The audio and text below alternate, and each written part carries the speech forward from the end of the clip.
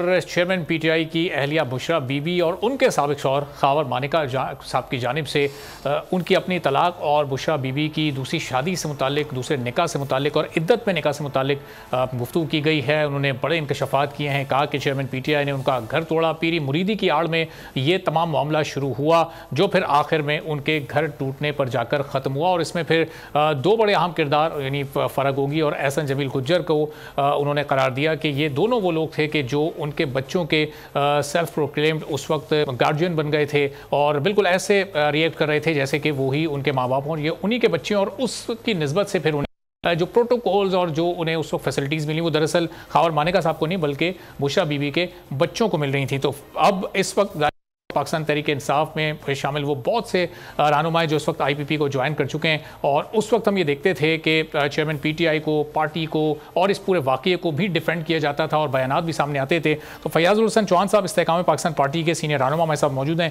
ज़रा उनसे गुफ्तगू करते हैं कि उनकी क्या यादें इस वाक़ये से मुताल्लिक इस वक्त उनके जहन में मौजूद हैं और क्या कुछ हुआ था 2017 के आखिर में और 18 के आगाज़ में। तो बहुत शुक्रिया फयाज साहब, प्रोग्राम के लिए आपने वक्त निकाला। खावर मानिका साहब भी कह रहे हैं कि ये उनकी जो तलाक थी वो 17 नवंबर 2021 को होती है। फिर वो उनको एक कॉल आती है फ़राग गुज्जर साहिबा की कि जी आप ये इस डेट को पीछे कर लें, आप डेट बदल दें जो आपने तलाक दी है, और वहाँ पर निकाह हो चुका होता है 1 जनवरी 2018 को। तो ये मामला उस वक्त आप लोग के इल्म में कब आया, क्या सिलसिला था, ये किस तरह से आपको पता चला कि ये सब कुछ हो चुका है?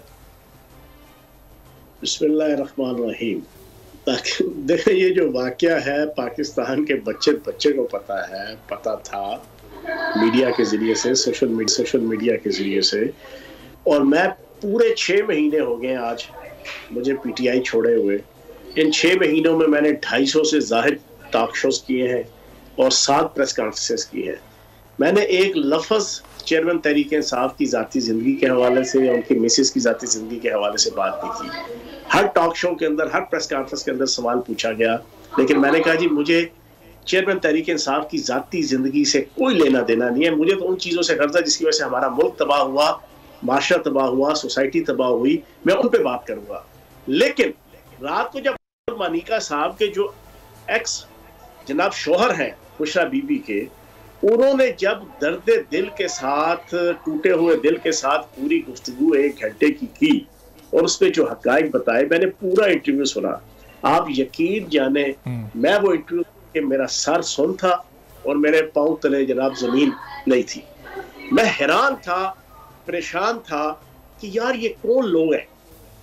और मैं ये सोचा था कि यार पाकिस्तान के अंदर रियासत मदीना का नारा, पाकिस्तान के अंदर मुख्तलिफ किस्म के असूल, मुख्तलिफ किस्म के रूल, मुख्तलिफ किस्म की जनाब आला किस्म के नारे वो लगाने वाले, जिस अंदाज से इस्लामी रवायात, शरी रवायात, इंसानी रवायात, पाकिस्तानी रवायात, मशरकी रवायात और इखलाकी रवायात की धज्जियां उड़ाई गई, यकीन जाने। और अगर कोई कहे कि यार खावर मानिका ने झूठ बोला, भाई उसने कौन सा झूठ बोला, सबको पता था ये। लेकिन हर कोई अपने असूल के तहत, कोई दीन लिहाज के तहत, कोई ताल्लुक के तहत खामोश था। कुछ लोग इसके ऊपर बोल रहे थे, कोई नून लीग के भी, कोई दाएं बाएं के भी। लेकिन हमने पार्टी छोड़ने के बावजूद इसके ऊपर कोई बात नहीं की। लेकिन कल से ये तो पब्लिक प्रॉपर्टी है, अब उसके ऊपर सारी डिस्कशन हो रही है। मैंने कल पहला तबसरा ये किया, मुझे आपके चैनल ने बीपर पे लिया, मैंने पहला तबसरा ये किया कि क्योंकि मैं एक इंसान भी हूँ, एक मुसलमान भी हूँ, एक पाकिस्तानी भी हूँ, एक मर्द भी हूँ और एक शोहर भी हूँ और एक बच्चियों का और जनाब बच्चों का वालिद भी हूँ। इन 6 हैसियतों से जो पूरा कल का खावर मानिका का इंटरव्यू सुनने के बाद मेरा तो एनालिसिस और तजिया ये है कि मुर्शद को भी, मुरीद को भी और मजबूर शोहर को भी, तीनों को लाइन में खड़ा करके लित्तर और छित्तर फेरने चाहिए कि जिन्होंने इस्लामी रवायात, इखलाकी रवायात, मशरकी रवायात, पाकिस्तानी रवायात, मर्दानगी की रवायात की धज्जियां उड़ाई। आप यकीन जाने मेरा फैयाज साहब, इसमें ये आपने इन तीनों की तो बात करी, और इन तीनों के अलावा जो बाकी इसमें सहूलतकार हैं, या वो लोग जो धमकियां देने वाले थे, जिन्होंने फिर खावर मानिका को इतने अरसे चुप रहने के लिए मजबूर किया, उनकी एक पहली वीडियो भी दिखाई गई, ज़ाहिर है वो भी उनके दबाव के तहत थी। और अब जिस तरह उन्होंने खुलकर नाम लिए कि फराह गोगी ने उनको कॉल किया, धमकियाँ दी, और ज़ाहिर है हुकूमत थी उस वक्त पंजाब में भी और मरकज़ में भी, तो वो किस तरह अपने बच्चों के साथ किस तरह ज़बान खोल सकते थे। तो क्या फिर जो दीगर इसमें मुलव्विस लोग हैं उनके साथ भी यही सलूक होना चाहिए जो इस वक्त आप तजवीज़ कर रहे हैं? आप मुझे एक चीज बताएं, चेयरमैन तहरीक इंसाफ 14 साल के नाबालिग बच्चे हैं, चेयरमैन तहरीक इंसाफ 16 साल की दोशीज़ा है, चेयरमैन तहरीक इंसाफ रोटी को चोची कहते हैं, चेयरमैन तहरीक इंसाफ ने दुनिया नहीं देखी हुई।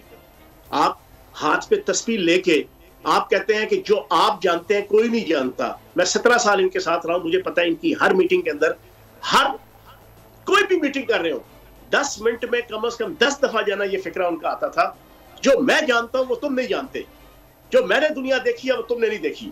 चाहे उसमें शाह महमूद कुरैशी साहब बैठे हुए हैं, कोई बड़े बड़े पॉलिटिशियन बैठे हुए हैं, जो बड़े बड़े कोई मुदब्बर बैठे हुए हैं, जो यूरोप मैं जानता हूं तुम नहीं जानते, जो अमेरिका मैं जानता हूं तुम नहीं जानते, जो शरीयत, तरीकियत, सूफियत, रूहानियत मैं जानता हूं तुम नहीं जानते। और जब ये दावा था तो आप किस पर मुअर्रिद इल्जाम ठहरा रहे हैं दाएं बाएं? अगर मैं या आप कोई काम नहीं करना चाहते, हम बाशऊर हैं, आप बड़ी उम्र के हैं, दुनिया देखी है, पढ़ाई लिखाई की है, जब हम नहीं करना चाहेंगे तो क्या दुनिया की कोई ताकत हमसे वो काम करवाएगी? और भाई छोड़ो बाकी लोगों को। असल तो सारा मसला ये है कि दोनों मियां बीवी ने अब सबसे बड़ी बात यह कि रूहानियत और शरीयत की धज्जियां उड़ाई गई। रूहानी तौर पे जब कोई पहली चीज तो यह है कि ये कोले नबी पाक सल्लल्लाहु अलैहि वसल्लम का भी, और ये जनाब औलिया का कौल भी है, सहाबा इकराम का कौल भी है कि जितना मर्जी मुत्तकी परहेजगार मर्द हो और औरत हो, उनका तन्हाई में बैठना जाना वो तीसरा शैतान होता है। पहली चीज तो ये। दूसरी चीज, रूहानियत की बुनियाद पे तो रात के आखिरी पहर में इंसान तहज्जुद के लिए और फजर की नमाज के लिए उठता है। ये अजीब रूहानियत थी कि रात के आखिरी पहर में आप इश्क मशूकी कर रहे हैं और लंबी लंबी जनाब फोन पे इश्किया गुफ्तगू हो रही है। फिर दूसरी चीज मुझे ये बताएं कि कौन सा मुर्शद खाना था? मैंने तो रात को आपके टीवी चैनल में ही कहा है, यार ये मुर्शद खाना था या हराम खाना था, कि जहां पर आप खानदान तबाह कर रहे हैं, जहां पर आप जनाब गैर शरी ओपनली सारी चीजें, फिर इद्दत के अंदर शादी। आप यकीन जाने, मुझे बड़ा अफसोस हुआ, पहले मुफ्ती सईद ने कहा जो निकाह खां थे, कहा गया जी झूठ। फिर जनाब ओन चौधरी साहब के जो गवाह थे, कहा गया जी झूठ। अब जिसका बीवी थी, जिसको उसने तलाक दी, वो तलाक देने वाला कह रहा है कि मैंने 14 नवंबर को तलाक दिया, 1 जनवरी को शादी कर ली गई इद्दत की मुद्दत के अंदर। तो खुदा का वास्ता है यार। तो मैं ये समझता हूं कि पूरी पाकिस्तानी कौम का 25 करोड़ पाकिस्तानियों का सर शर्म से झुका हुआ है कल के इंटरव्यू के बाद खावर मानिका। बिल्कुल। और फैयाज साहब, ये कल जो इंटरव्यू हुआ, खावर मानिका साहब ने खुलकर सारे इंकशाफात किए, आपको लगता है कि ये आज से 3-4 साल पहले या उसी वक्त जब 2018 में ये सब कुछ हुआ, तो उन्हें 1-2 माह बाद आकर ये लबकुशाई करनी चाहिए थी, हकीकत कौम के सामने रखनी चाहिए थी? ताखीर की उन्होंने, या सही है, मुनासिब है, चलें देर आए दुरुस्त आयद? मैं आपको एक चीज बताऊं, चेयरमैन तहरीक इंसाफ को फ्रॉम डे फर्स्ट से, अब हम भी बदकिस्मत लोग हैं, हम भी सारी चीज़ें इस्तेमाल पार्टी डिसिप्लिन के तहत, और फिर एक स्ट्रगल थी और एक जद्दोजहद थी, हम सारे लगे रहे।